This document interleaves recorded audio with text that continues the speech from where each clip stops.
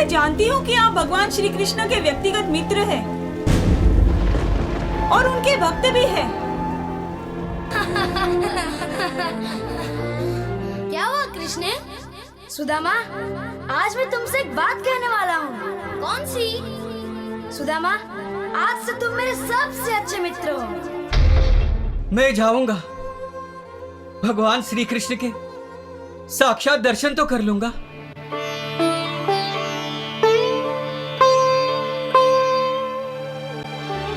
मुझे द्वारकाधीश से मिलना है।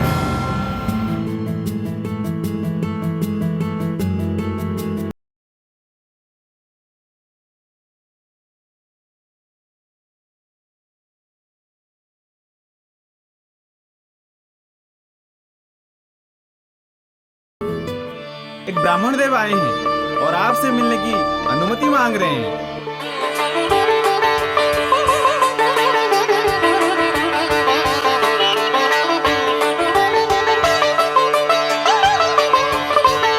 ये कैसे बदल गया?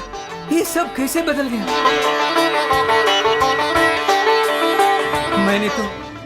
मैंने तो उन्हें सिर्फ एक मुट्ठी भर पोहा दिया था। उसके बदले में उन्होंने मुझे ऐसा ऐश्वर्य दिया जो स्वर्ग के राजा इंद्र से भी ज्यादा है।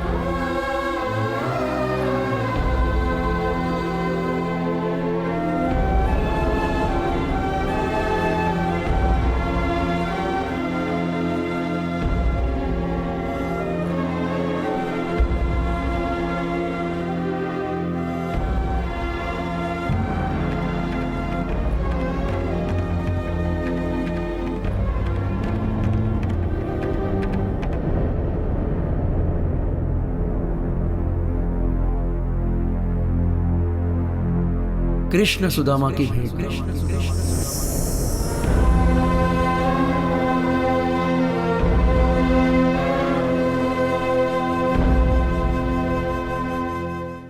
सुदामा भगवान कृष्ण के बहुत ही नेक ब्राह्मण मित्र थे। शुद्ध ब्राह्मण होने के कारण वो दिव्य ज्ञान के उच्च स्तर पर थे। इसीलिए उन्हें किसी भी भौतिक चीजों की आवश्यकता नहीं थी। उनकी पत्नी भी कभी अपने बारे में नहीं सोचती थी, लेकिन अपने पति के लिए हमेशा चिंतित रहती थी। मेरे प्रिय स्वामी, मैं जानती हूँ कि आप भगवान श्री कृष्ण के व्यक्तिगत मित्र हैं और उनके भक्त भी हैं। और भगवान तो अपनी भक्त की सहायता करने के लिए सदैव तत्पर रहते हैं। यदि आप सोचते हो कि आप उनके भक्त नहीं हो, भी उनके शरणागत तो हो ही। और भगवान तो शरणागत जीव के संरक्षक है। और ब्राह्मणों के प्रति तो वे अत्यंत उदार है। इसीलिए मैं चाहती थी कि आप उनके पास द्वारका जाइए। वह हमारी इस गरीब अवस्था को अवश्य पहचान लेंगे। मुझे पूरा विश्वास है कि वह आपको कुछ भी भौतिक लाभ देने से बिल्कुल हिचकिचाएंगे नहीं। मुझे उनसे कोई भी भौतिक लाभ नहीं चाहिए।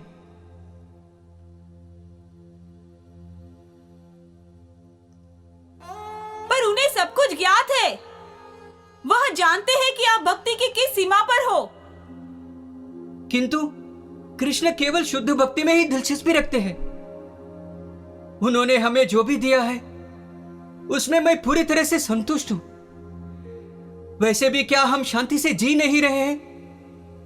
रहने के लिए घर नहीं है, खाने के लिए भोजन नहीं है। है, पर पर्याप्त मात्रा में नहीं। आप अपने आप को ही देखिए, कितने दुर्बल लग रहे हैं। कई बार तो इस दुर्बलता के कारण आप ठीक से खड़े भी नहीं रह सकते। मैं सिर्फ शरीर नहीं हूं। किंतु भगवान की भी यही इच्छा होगी। जीवन की आवश्यक चीजें तो मिले। कृपया आप द्वारका जाइए। अब मैं आपको इस अवस्था में नहीं देख सकती। मैं आपसे भीख मांगती हूँ, कृपया आप द्वारका जाइए। नहीं देख सकती मैं ये सब, नहीं देख सकती। ठीक है, मैं जाऊंगा। भगवान श्री कृष्ण के साक्षात दर्शन तो कर लूंगा। हाँ, यही सही है। आपके लिए बहुत अच्छा होगा। किंतु मैं उनके पास कुछ भी नहीं मांगूंगा, बल्कि मैं ही उनके लिए कुछ ले जाऊंगा। लोग कहते हैं किसी मित्र के घर जाओ तो खाली हाथ नहीं जाते। कुछ नहीं तो कम से कम पान सुपारी तो लेकर जाना चाहिए। पर वसुंधरी, हमारे पास पान सुपारी भी नहीं है। हाँ, पान सुपारी भी नहीं है। जाते ही कृष्ण पूछेंगे, मेरे लिए क्या लाए हो? भाभी ने मेरे लिए क्या भेजा है? इन सब का मैं क्या उत्तर दूंगा वसुंधरी? क्या उत्तर दूंगा? अब क्या करें? हमारे पास तो कुछ भी नहीं है। हाँ, हम क्या करें? हमारे पास कुछ भी नहीं है। अब क्या करें वसुंधरी, क्या करें? रुकिए, रुकिए, मैं अभी आई। वसुंधरी,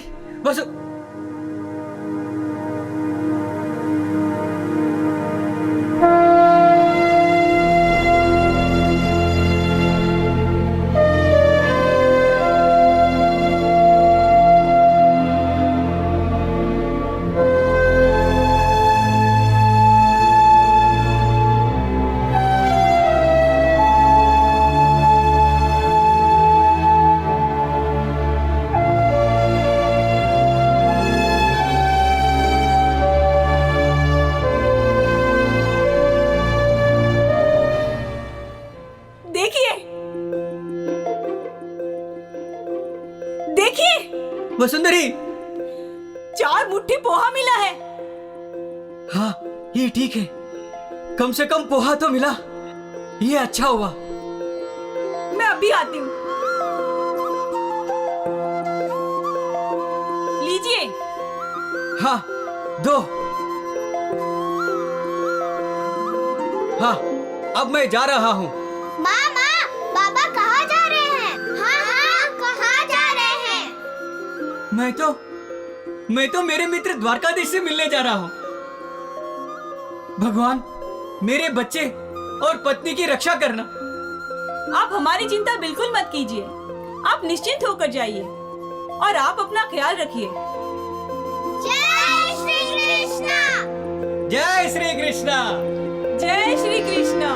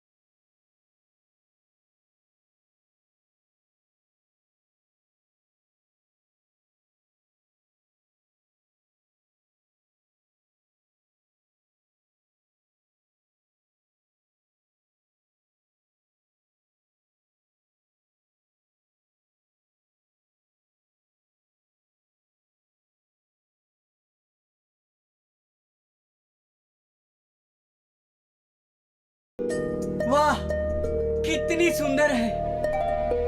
हाँ, यही द्वारका नगरी है।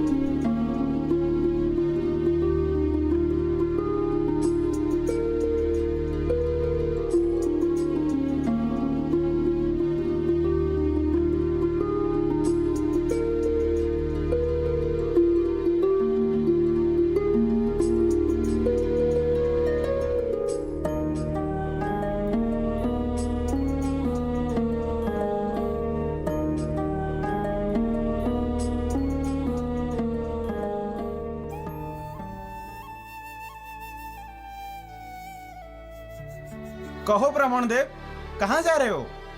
मुझे द्वारकाधीश से मिलना है। लगता है आपके साथ कोई अन्याय हुआ है। द्वारकाधीश से न्याय मांगने आए हो?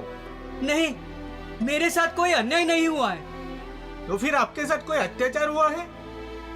नहीं, मेरे साथ कोई अत्याचार भी नहीं हुआ है। इसका मतलब आपको कोई दान दक्षिणा चाहिए। नहीं नहीं, मुझे कोई दान दक्षिणा भी नहीं चाहिए। तो फिर आपको क्या चाहिए? मुझे मेरे मित्र द्वारकाधीश से मिलना है। मित्र? यह असंभव है। द्वारकाधीश कैसे आपके मित्र हो सकते हैं? हाँ हाँ, वे मेरे मित्र हैं। ठीक है, ये ऐसा कर रहे हैं तो आप अंदर जाकर द्वारकाधीश से क्यों नहीं पूछते? ठीक है।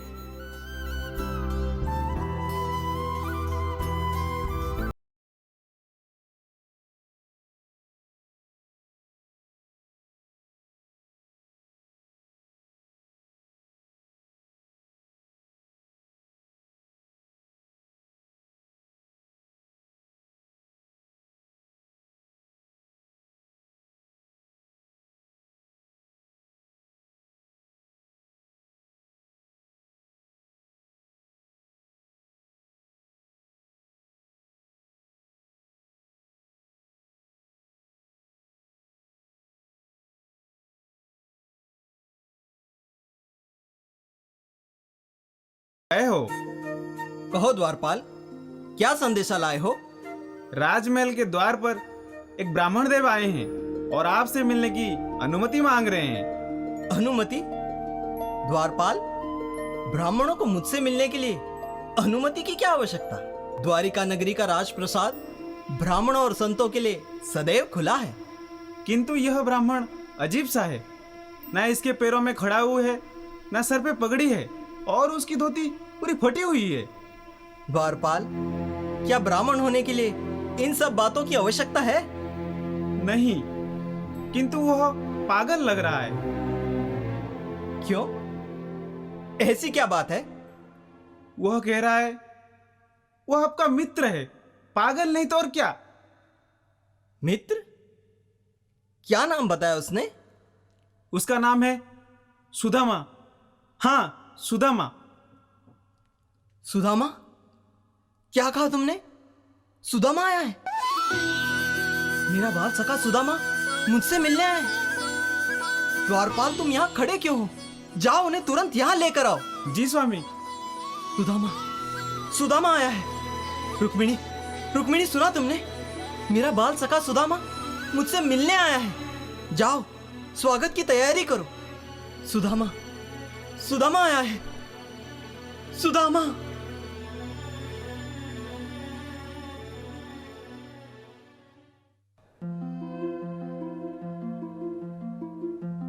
सुदामा। कृष्णा। सुदामा, मेरे मित्र। कृष्णा। कैसे हो तुम मित्र? दो ये मुझे दो। नहीं, पर दो। कृष्ण, नहीं कृष्ण। दो तो। अरे नहीं। अरे दो तो मुझे। बहुत दूर से आए हो, थक गए होंगे। चलो, मेरे साथ चलो। आओ, बैठो यहाँ। यहाँ? बैठो तो। पर मैं। बैठ भी जाओ। बरसों बाद मिले हो, सेवा का अवसर नहीं दोगे?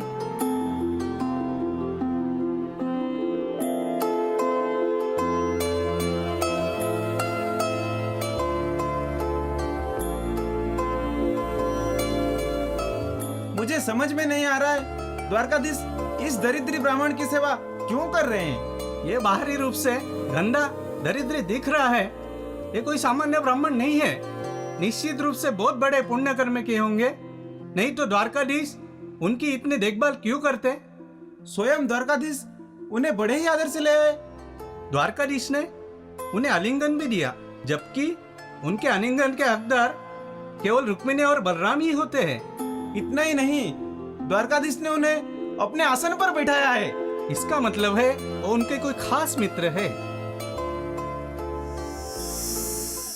सुदामा, हमारे गुरुकुल के दिन निश्चित ही तुम्हें याद होंगे।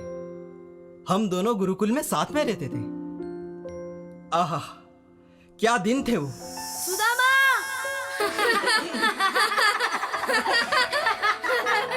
सुदामा, मुझे पकड़ो, मैं यहाँ हूँ। तू अभी तक मुझे नहीं पकड़ पाया सुदामा। मुझे पकड़ो।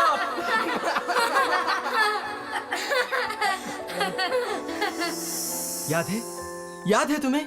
एक दिन गुरु पत्नी के आदेश पर हम जंगल में सरपण लाने के लिए निकल पड़े थे। सूखी लकड़ियां जमा करते करते हम घने जंगल में चले गए और एकाएक हम रास्ता भूल गए। सुदामा, सुदामा, कहाँ हो तुम सुदामा? सुदामा, लगता है हम रास्ता भटक गए हैं। कृष्णा, कृष्णा, तुम कहाँ हो? मैं यहाँ हूँ। कृष्णा, कृष्णा, सुदामा, सुदामा, कहाँ हो तुम सुदामा? कृष्णा, कृष्णा, कहाँ थे तुम कृष्णा? मैं तो तुम्हें ढूंढ रहा था, तुम कहाँ थे? सुदामा, लगता है हम रास्ता भटक गए हैं। अच्छा, अब क्या करें? चलो वहाँ देखते हैं। हाँ कृष्ण, मुझे याद है, सूखी लकड़ियां जमा करते करते हम घने जंगल में चले गए। बहुत ही अंधेरा हो गया था। अचानक से तूफान भी आ गया। आकाश में काले बादल छा गए। सुदामा, लगता है जोरों की वर्षा होने वाली है। तेज हवा भी चल रही है। बिजली चमकने लगी, जोरों की वर्षा होने लगी।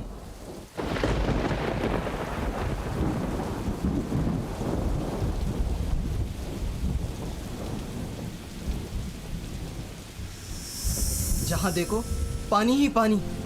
पता ही नहीं चल रहा था आश्रम का रास्ता किस दिशा में है। वो भारी वर्षा याद है तुम्हें? हाँ कृष्ण, याद है। वो वर्षा नहीं थी, एक प्रकार का विनाशकाल था। रेत का तूफान, भारी वर्षा, हमें बहुत ही तकलीफ होने लगी। समझ में ही नहीं आ रहा था किस दिशा। फिर हम दोनों एक दूसरे का हाथ पकड़कर बाहर जाने का मार्ग ढूंढते रहे। ऐसी विकट परिस्थिति में हमने पूरी रात एक पेड़ पर बिताई। कृष्ण, पानी बढ़ रहा है। हाँ, अब क्या करें? चलो उस पेड़ पर चढ़ते हैं। हाँ हाँ, चलो चलो। सुदामा, संभल कर, लकड़ियां नीचे मत गिराना।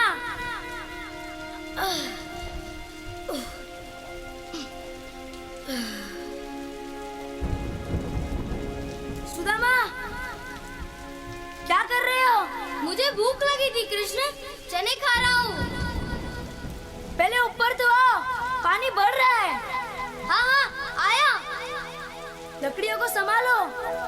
गुरु माता ने हमें सूखी लकड़ियां लाने के लिए कहा था।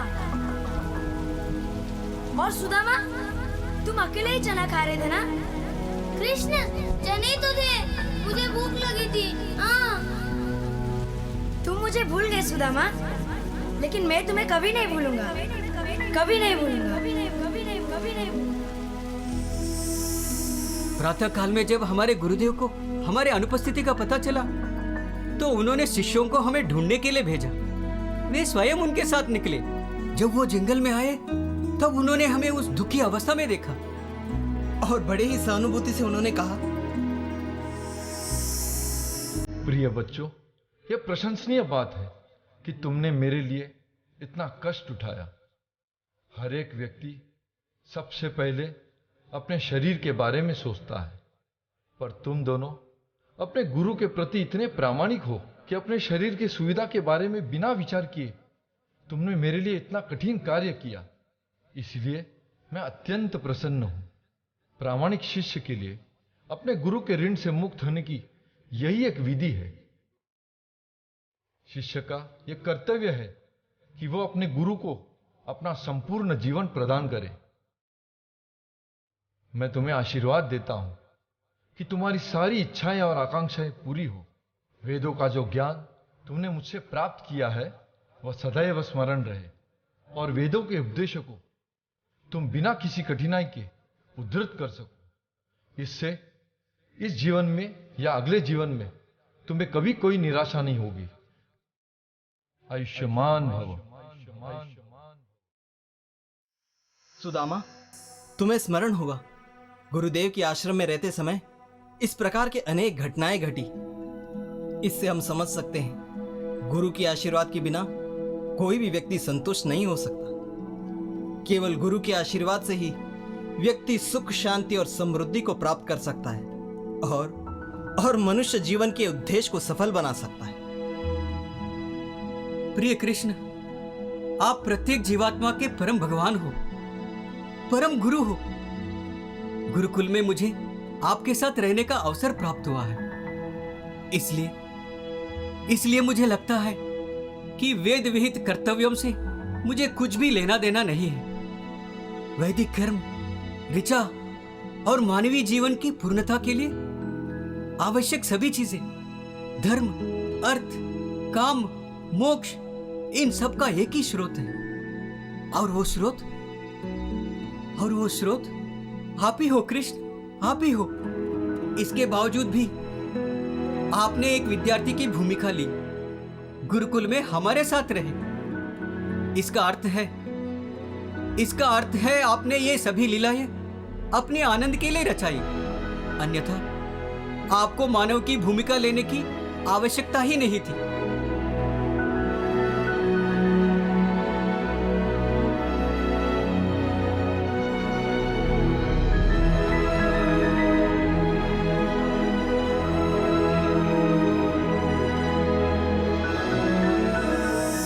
अच्छा सुदामा, छोड़ो ये सब बातें।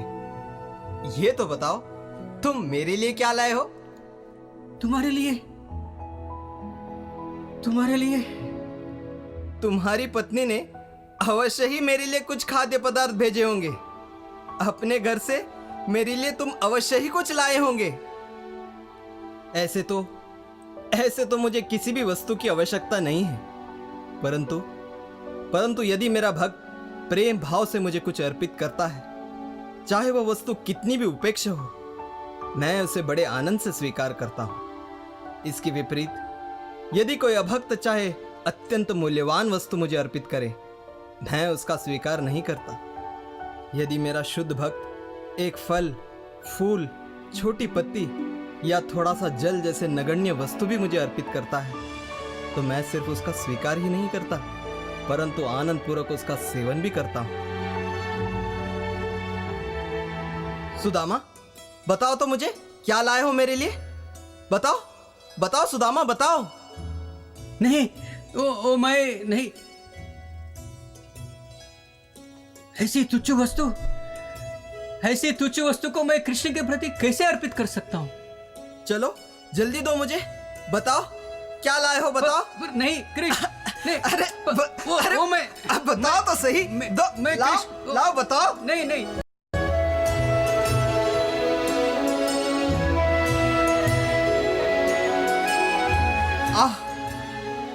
इतना बढ़िया पोहा लाए हो और मुझसे छुपा रहे थे।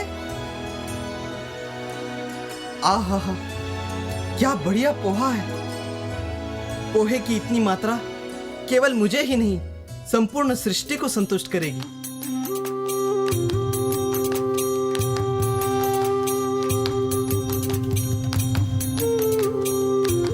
प्रिय स्वामी, आप बड़े दयालु हैं। इस पोहे का एक दाना भी आपको संतुष्ट करता है। आपकी यह तृप्ति भक्तों को सभी ऐश्वर्य शाश्वत रूप से प्रदान करती है। इस पोहे को क्या आप अकेले ही खाएंगे? हमें नहीं देंगे? हमें भी चाहिए। सुदामा, काफी समय बीत चुका है। मैं तुम्हें तुम्हारा कक्ष बताता हूं। अच्छा बताना, तुम्हारी यात्रा कैसी रही?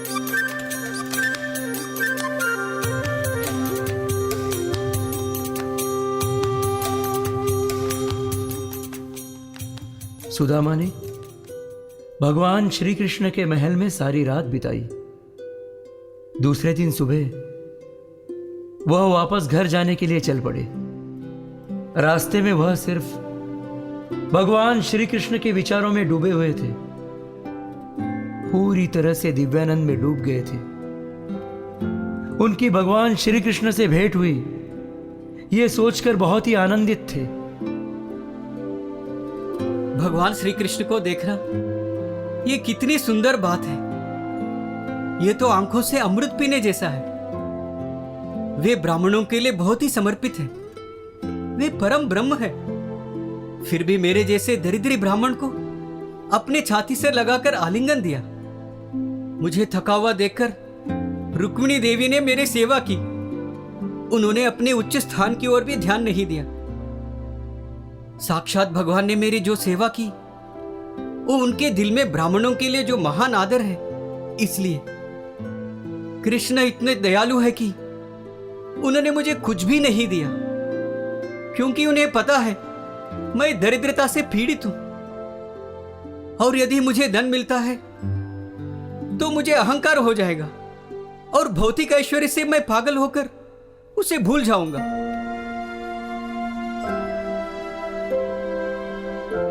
ऐसे सोचते सोचते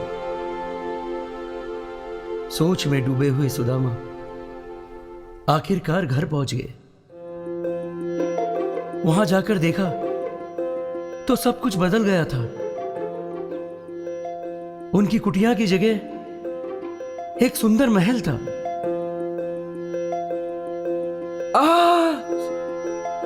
मुझे तो विश्वास ही नहीं हो रहा है कि ये हमारी नगरी है। कहीं मैं नींद में तो नहीं, कहीं मैं सपना तो नहीं देख रहा। ए सुनो, यहाँ आओ। क्या है? कहीं मैं नींद में तो नहीं, कहीं मैं सपना तो नहीं देख रहा। मुझे भी पहले ऐसे ही लगा था कि मैं सपना देख रहा हूं, कि मैं नींद में हूं। फिर मेरी पत्नी ने समझाया कि आप नींद में नहीं हो, ये सच है, 100% सच। तो चलो फिर उत्सव मनाते हैं। उत्सव मनाते हैं। देखो तो अपनी नगरी कितनी सुंदर लग रही है। ऐसे लग रहा है हम किसी दूसरी नगरी में आ गए। चलो चलो जल्दी चलो। हाँ हाँ चलो, बहुत काम पड़ा है।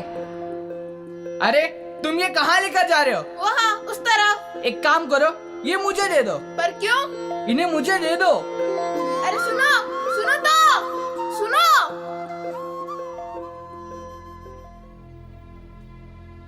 ये कैसे बदल गया? ये सब कैसे बदल गया? ये किसका महल है? यदि ये वही जगह है जहां मैं रहता था, तो ये सब कैसे बदल गया? सुदामा, आप आ गए, धन्य हो गए हम। अरे सुनिए सुनिए, सुदामा जी आए। बाबा आ गए, बाबा आ गए, बाबा आ गए, बाबा आ गए, बाबा आ गए। मामा देखो, बाबा आ गए, बाबा आ गए।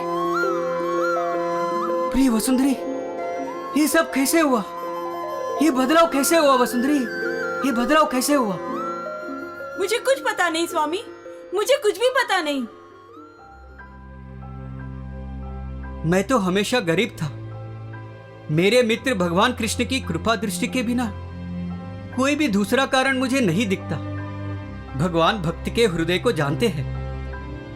जब भगवान को भक्त बड़े प्रेम से थोड़ा भी कुछ प्रदान करते हैं तो भगवान बड़े आनंद से उसका स्वीकार करते हैं। मैंने तो उन्हें सिर्फ एक मुट्ठी भर पोहा दिया था। उसके बदले में उन्होंने मुझे ऐसा ऐश्वर्य दिया जो स्वर्ग के राजा इंद्र से भी ज्यादा है। इसलिए मैं प्रार्थना करता हूं कि मैं हमेशा निरंतर उनके चरण कमलों की भक्ति करूं।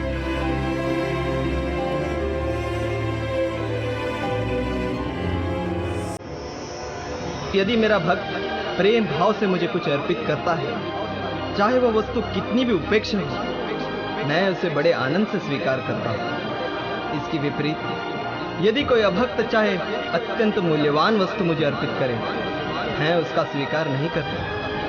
यदि मेरा शुद्ध भक्त एक फल, फूल, छोटी पत्ती या थोड़ा सा जल जैसे नगण्य वस्तु भी मुझे अर्पित करता है तो मैं सिर्फ उसका स्वीकार ही नहीं करता परंतु आनंद पूर्वक उसका सेवन भी करता हूँ। आज से तुम मेरे सबसे अच्छे मित्र हो सुदामा, सबसे अच्छे मित्र। मैं तुम्हें कभी नहीं भूलूंगा, कभी नहीं भूलूंगा।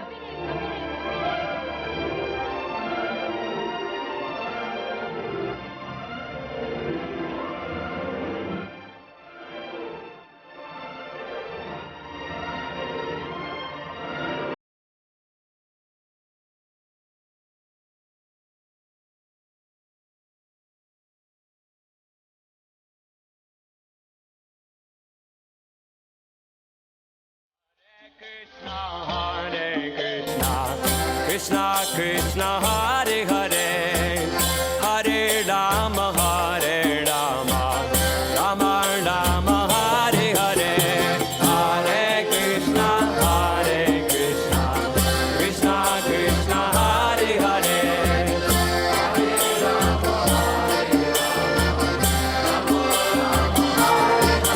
Hey Hare Krishna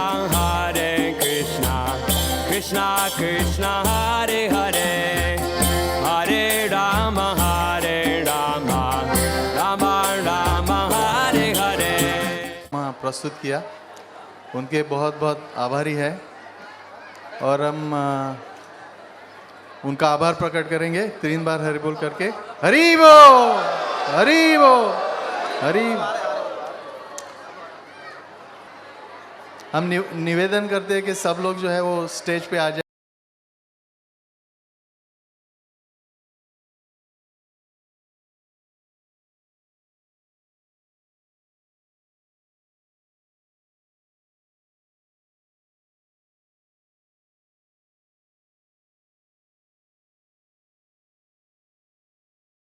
अभी जो ड्रामा प्रस्तुत किया था तो मैं इन सभी की पहचान करके देता हूँ।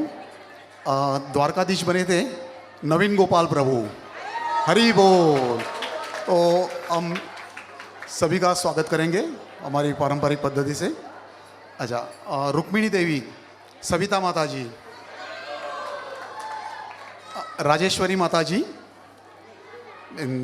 मिताली माता जी जो रुक्मिणी के बाजू में खड़े थे उनके या सुदामा प्रभु, सुदामा थे रेमुना प्रभु, वसुंधरा ऋषाली माता जी,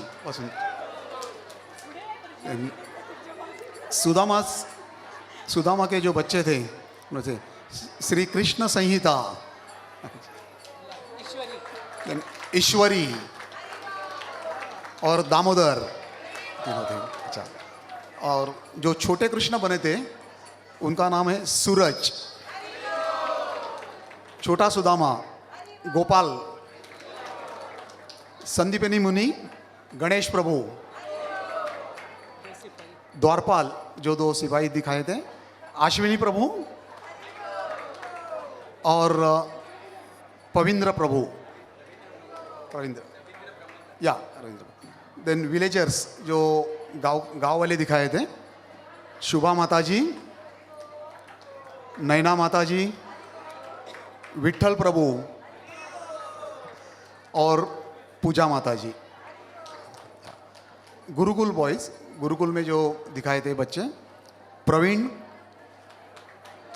नीलेश, प्रमोद, मोनिश और प्रवेश। और मेकअप मैन मिस्टर उल्मेश हमारे सामने खड़े हैं। और रवि और प्रमोद आपकी टीम है हो या देवर देर हिज असिस्टेंट्स या। और बाद में असिस्टेंट डायरेक्टर या असिस्टेंट डायरेक्टर जो ड्रामा प्रस्तुत किया था उसके असिस्टेंट डायरेक्टर थे महेंद्र दिवेकर। और ये जो लाइट की व्यवस्था की थी बहुत ही सुंदर व्यवस्था थी, तो श्याम प्रभु जो आइए Prabhu ji. Let him see you. Shyam Prabhu special light effects जो किए थे श्याम प्रभु है। और सबसे मेन डायरेक्टर थे जिन्होंने इतने कष्ट करके लास्ट 4-5 डेज में ये ड्रामा इनफैक्ट सेट किया, वो है हमारे सबके प्यारे Pramod Shilar. Hare Krishna, thank you very much, धन्यवाद।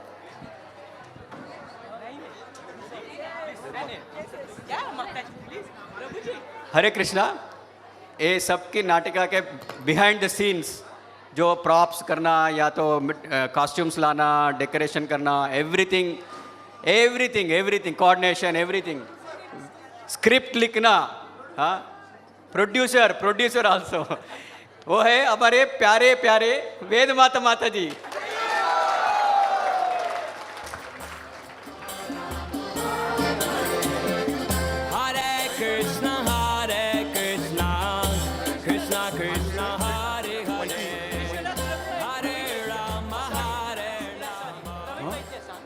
और ये जो डेकोरेशन जो किया है इनफैक्ट, और सेट जो फुल सेटिंग किया है सेट का, वो है हमारे विश्वनाथ प्रभु और प्रवीण वैद्य प्रभु। क्या है विश्वनाथ प्रभु? या आइए, विश्वनाथ प्रभु और प्रवीण प्रभु। ठीक है, बहुत बहुत धन्यवाद। हरे कृष्णा।